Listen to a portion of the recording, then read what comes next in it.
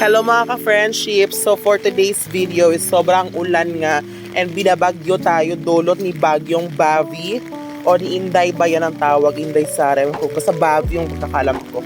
So yun yung house ko pala. Tsari, hindi. So madilim na nga kasi dilim ng singit. Tsari, hindi ganun.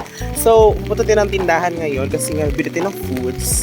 Kasi nainggit ako kay Angela kasi may siyang food. Hindi ganun. So, paano natin snack, diba? Sobrang lamig na panahon and we need to enjoy it. Nakahiga sa kama. Ganun ba yun? So, tingnan nyo naman, diba? Sobrang lamig na napaka-dark ng sky. And ito pa yung second house ko. Chari. And, diba? Swimming pool dito. Baka gusto nyo. Atake tayo masyado na para bang hindi nilalamigan. Diba?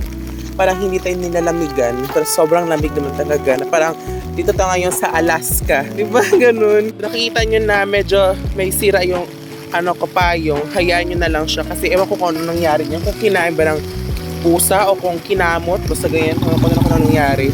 So dito tayo bibili sa Shoppers Delight. Yes. Ganun siya. Kasi walang 7-Eleven. Meron 7-Eleven sa labasan pero di pa siya open. Officially open. I think next week pa.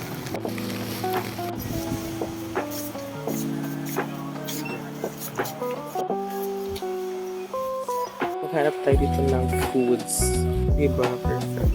Ang yaman na yun, diba? Sarap ito, guys.